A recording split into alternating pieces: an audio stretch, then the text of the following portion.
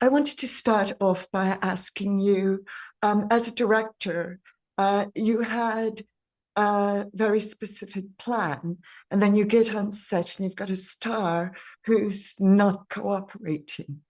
How do you pivot, especially when you're so prepared?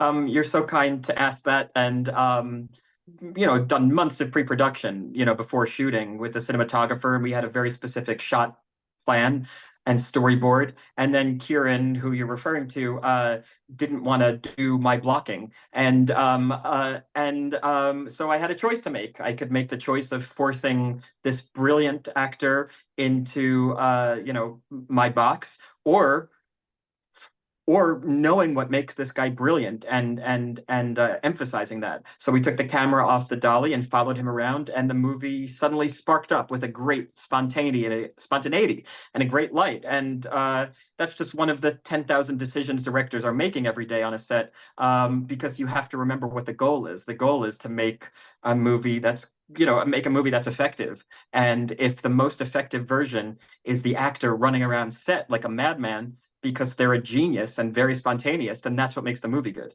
I've just written a book about mental health, and I did so because so often we see people acting out and we move away from them when really it's about mental health issues.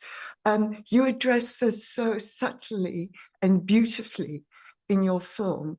Could you please tell me why it's so important to you, and what is the message to those who encounter those who are struggling? Well, sometimes it's very difficult to help people with mental illness because they don't want your help, and sometimes and this is something I know very quite well, and of something that I've thought about more than almost anything, which is how do we help those who need help but don't want it? And in a way, in this movie, that's kind of what's happening, is that, Kieran Culkin's character is somebody who's suffering from some pretty dark places in his mind. And my character wants to save him. And by the end of the movie, my character realizes that I can't. I can't. I can be with him and I could hug him and I could feel for him, but I can't change him because he won't let me in. And I'm doing all of this stuff to try to arrange this tour so that I can be with him. And I talk to him about how he's so brilliant and he's the only one getting in his way. And he's not open to being affected by me. And it's just the way I think about it, because I know people like this, and sometimes you can't change them, but what you can do is be with them and just try to hope that you're shaving off some of the edges of their demons. We spoke to Denzel Washington yesterday, and he said that he is unlikely ever to direct himself again. You do it rather well, may I say.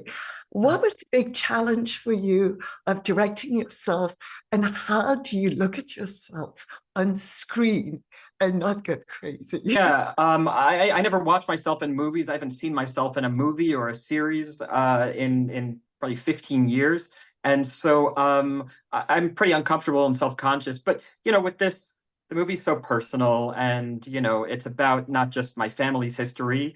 We filmed the movie at the house my family lived in Poland. My child plays my child in the movie, so it's very personal to me. But really, what's even more personal is all of the things my character talks about his own anxiety, about his jealousy of his cousin, about jealousy of men who are larger than life and make him feel small. And so the movie was very personal to me. So that's why I made it. I'm writing all the things that I've acted in. I've done my plays for 20 years. I've written plays that I've acted in. And because the things I write are so personal, the directing and the writing and the acting is all kind of intertwined in a way that is inseparable in my mind. You did a great job. Thank you so much. Thanks, Margaret. So nice to see you. Goodbye.